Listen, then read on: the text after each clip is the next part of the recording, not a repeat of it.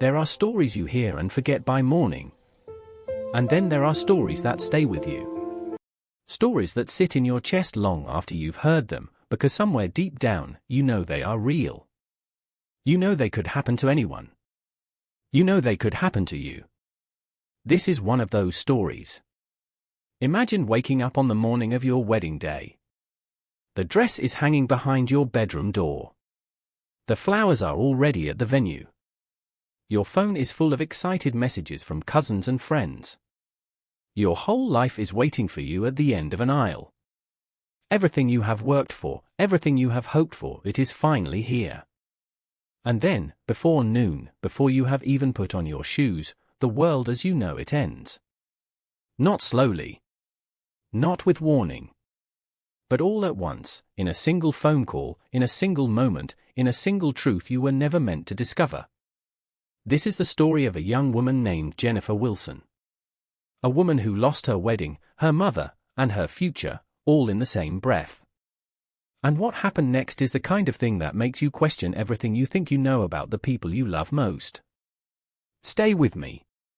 Because this story is going to go somewhere you are not ready for. Jennifer grew up in a small suburb outside of New York. She was the kind of girl every neighborhood had, the one who remembered everyone's birthday, who brought food to grieving families without being asked, who lit up a room without trying. She was 20 years old when this story began, though in many ways she was already carrying the emotional weight of someone twice her age. Her mother, Clara Wilson, had raised Jennifer almost entirely on her own. Jennifer's father had walked out when Jennifer was just 4, and from that point forward it was the two of them against the world. People who knew them said they were more like best friends than mother and daughter. Clara was 52 at the time of this story. Sharp. Strong. The kind of woman who wore her survival like armor. She had worked 2 jobs for years to keep their apartment, to keep Jennifer in school, to keep the lights on. And Jennifer had watched all of it. She had absorbed all of it. She had loved her mother fiercely because of all of it. Which is why what happened next was so devastating it almost doesn't seem real. When Jennifer was 19, she met a young man named Michael Locke at a church cookout in her neighborhood. Michael was 24. Tall, easy to smile, the kind of man who knew how to make a woman feel like she was the only person in the room. He worked in logistics, drove a clean truck, called her back when he said he would. He wasn't flashy. He wasn't complicated. He was steady. And after watching her mother struggle alone for so many years, steady was exactly what Jennifer had always wanted. Their relationship moved quickly. Within 6 months, he was spending most evenings at their apartment. Clara seemed to like him. She cooked for him. She teased him at the dinner table. She told Jennifer in private that Michael was a good man, that she was happy for her. And Jennifer believed her. Of course she believed her. Why wouldn't she? By the time Michael proposed on a cold December evening, down on one knee in their small living room with a ring he had been saving for, Jennifer said yes before he even finished the sentence. Clara cried watching from the hallway. Or at least, that was how Jennifer remembered it. That was the version of her mother she held onto. The version who cried happy tears. The wedding was set for a Saturday in April. Nothing extravagant. A church ceremony, a rented hall, close family, close friends. Jennifer had been planning it for months, writing lists, watching videos online, trying on 3 different dresses before she found the one. Michael handled the logistics of the venue and the car. And Clara? Clara handled everything else. She called the caterer. She confirmed the invitations. She picked up the decorations from the craft store on weekends. She was everywhere in that planning process. Everywhere. And at the time, Jennifer thought that was love. She thought that was a mother showing up. She did not yet understand what else it was. Before we go any further, and I want you to think about this, there were signs. There are always signs. The kind you see so clearly in hindsight that they almost feel cruel, like the universe was writing the answer on the wall and you just didn't know to look. Jennifer later told people about small moments she had quietly filed away and never examined. There was the evening she had come home early from a shift at the salon where she worked, and had found Michael and Clara sitting at the kitchen table in a conversation that stopped the second she walked through the door. Not a fight. Not an argument. Just a sudden, unexplained silence. She had asked what they were talking about and Michael had smiled and said, "Just telling your mom about a problem at work." And Clara had nodded. And Jennifer had moved on. There was the time she had borrowed her mother's phone to look something up and had seen Michael's name in the recent calls. She hadn't thought much of it then. Of course they talked sometimes. They lived in the same household. Of course there would be calls. She told herself it was nothing and moved right past it. There was the afternoon, about 2 months before the wedding, when Jennifer had noticed that her mother seemed distracted. Quiet in a way that was unusual for her. When Jennifer asked if everything was okay, Clara had told her she was just tired. Just stressed about the wedding details. Jennifer had hugged her and said not to worry, that it would all be beautiful. And Clara had held that hug a few seconds longer than normal. Jennifer had thought it was sweetness. She knows now it was guilt. Because something was happening behind her back that had been building for months, not just days, not just weeks, but months. A secret so enormous, so catastrophic, that even now it is difficult to understand how two people could carry it with so straight a face. Michael and Clara had been communicating privately for at least 3 to 4 months before the wedding. Phone calls. Messages. Conversations that were never meant to be discovered. An intimacy that had grown in the shadows while Jennifer planned her future in the light. And you have to ask yourself, because I certainly have, how do you look at your daughter and continue? How do you sit at a table with someone who trusts you completely, who loves you unconditionally, and carry something like that inside your chest? I don't have a clean answer. I'm not sure anyone does. But I will tell you what happened next. Before we go further, let us know in the comments where you're watching from. We'd love to hear from you. And if you're new here, click the subscribe button so you never miss any of our upcoming videos. It was a Saturday morning in April. 10 days before the wedding. Jennifer woke up early that day, energized, the way you feel when something important is coming and your body is already running ahead of you. She made coffee. She called her maid of honor. She was going over a checklist in her head when she noticed something strange. Michael had not come home the night before. He had told her he was staying at his cousin's place, working out some last-minute logistics for the rental car they had booked. She had accepted that without question. She trusted him. But when she tried to call him that morning, he didn't answer. She tried 3 times. Nothing. She told herself he was probably still asleep. She walked to her mother's bedroom to say good morning. The room was empty. The bed was made. The closet was open and a bag was missing. At first she didn't understand what she was looking at. She stood in that doorway for a long moment, trying to make sense of it. She told herself there was a simple explanation. Maybe her mother had gone to the store early. Maybe she had a morning errand she hadn't mentioned. Jennifer walked back to the kitchen, poured another cup of coffee, and waited. An hour passed. Then another. Neither Michael nor her mother answered their phones. And then Jennifer noticed something on the kitchen counter that she had not seen before. A folded piece of paper. She recognized her mother's handwriting. She opened it. The details of what that note said have never been made fully public. But what Jennifer has shared is enough. Her mother had left. Michael had left. They had left together. The note offered no full explanation, no address, no plan for how to face what came next. Just the bare, devastating fact of it. And the acknowledgement, from her own mother, that they were sorry. They had taken with them a significant amount of cash that had been set aside for final wedding payments. They had taken jewelry. They had taken things from the home that belonged to both of them and things that did not. And they had chosen to disappear, not after the wedding, not after confrontation, but while Jennifer was still asleep. While she was still dreaming about the life that was supposed to begin in 10 days. Jennifer sat on the kitchen floor. Not because she couldn't stand, but because standing seemed beside the point.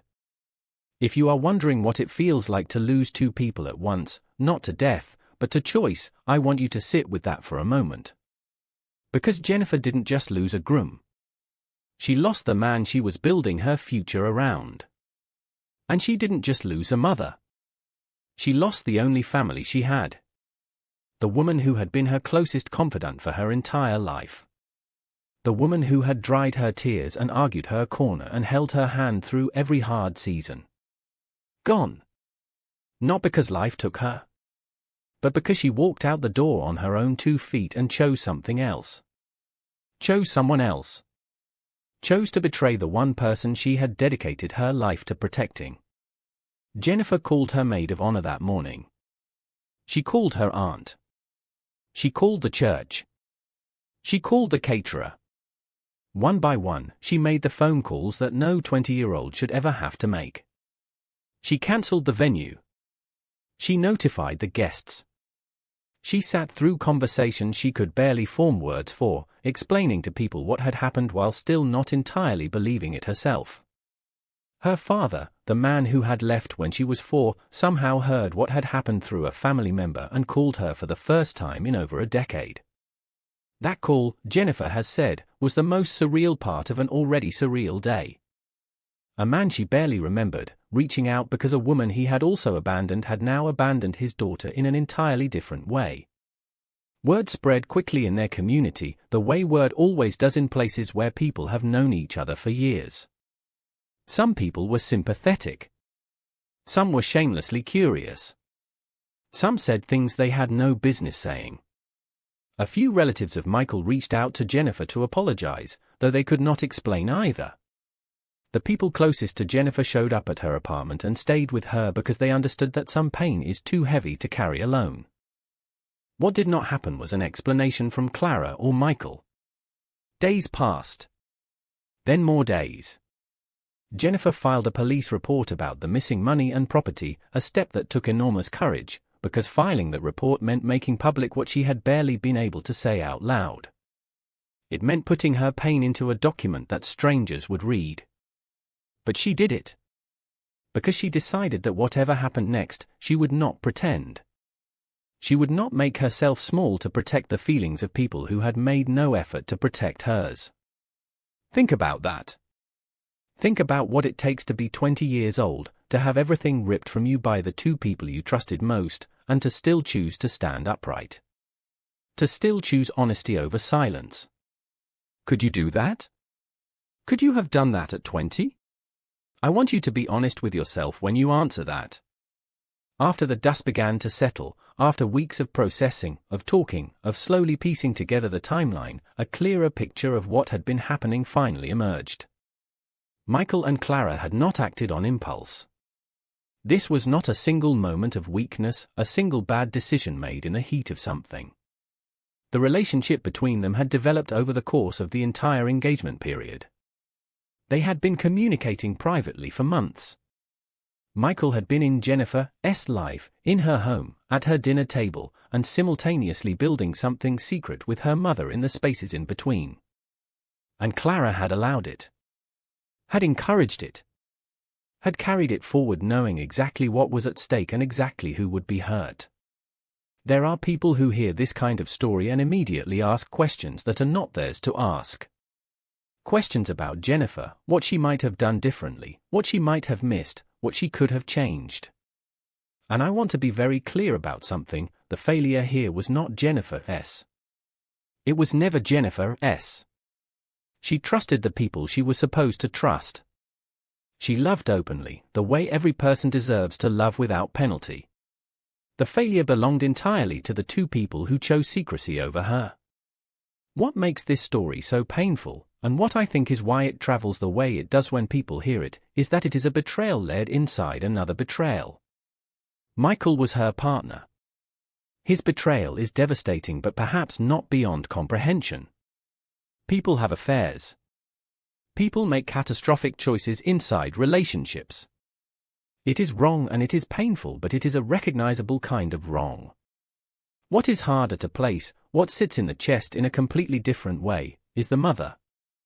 The woman who raised her. Who knew her heart better than anyone. Who had watched her fall in love, watched her plan her future, watched her glow with the kind of happiness that is rare and precious. And still, that is the part that doesn't resolve neatly. That is the part that follows you. Months passed. And Jennifer did not disappear. This is the part of the story I most want you to hear, because it is easy when we hear stories like this to let the tragedy define the whole thing. To leave a person frozen in their worst moment, like a photograph. But Jennifer kept moving. She did not announce it. She did not perform her recovery for anyone. She simply kept moving, the way her mother had once taught her to do. The irony of that is not lost on anyone who knows her. She went back to work. She went back to her friends. She went to therapy, which she has said was one of the most important decisions she has ever made. She allowed herself to grieve, not just Michael, not just the wedding, but the mother she thought she had. The version of Clara she had been loving all her life. That version, she has said, was the deepest loss of all. Because you can mourn a person who has died. But mourning a person who is still alive, who simply chose to become a stranger, is something grief counselors don't always know how to name. She rebuilt her finances slowly. She moved into a smaller apartment. She found community in places she hadn't expected. A church group. A neighbor with a garden who needed help on weekends. A group of women who had all been through different versions of the same story: betrayal, loss, the long process of deciding who you are once the person you thought you were is no longer available. She has spoken about this publicly in the time since, and one thing she said has stayed with a lot of people. She said, "I don't hate my mother. I've tried. I wanted to, because hating her felt safer than the truth. But the truth is that she must be carrying something I don't understand. And whatever it is hers to carry now. Not mine." Read that again. 20 years old. And she said that there has been no reconciliation with Clara. As of the time this story was reported, Michael and Clara's whereabouts and relationship status remained unclear. Jennifer has said she does not look for information about either of them. She has made peace with not knowing. She has made peace with the open ending, which is perhaps the hardest kind of peace to find. So here we are at the end of this story, and I want to sit with you in it for a moment before we close. Jennifer Wilson walked into one of the worst mornings a young woman can have. She had done everything right. She had loved honestly. She had trusted the people who were supposed to deserve it. And she had been devastated not by chance, not by accident, but by deliberate choice. By the two people who should have been the last ones to ever hurt her. And she survived it.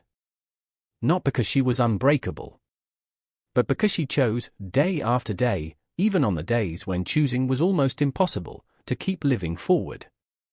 What I want to ask you, and I want you to actually sit with this question, not just scroll past it, is this: what would you have done? If that note was on your kitchen counter, if both phones were off, if the room was empty, what would your next hour look like? What would you hold on to? Because I think the way we answer that question in our mind says something real about who we are. And I think that is worth knowing. And here is the second question: do you believe a relationship like the one that formed between Michael and Clara, a relationship that grows in secret, in betrayal, in the shadow of someone else's trust, do you believe it ever truly survives? Or does it collapse eventually under the weight of what it cost? Leave your thoughts in the comments. I read them. I always do. And if this story moved something in you, share it, because there are people in your life right now who need to hear a story about surviving the unsurvivable. About choosing yourself when everything else has been taken. That is a message worth passing on. If you are new here, welcome. Subscribe, because every week we bring you stories rooted in truth, told with the care they deserve. Stories about real people, real choices, and what those choices cost. We'll see you in the next one.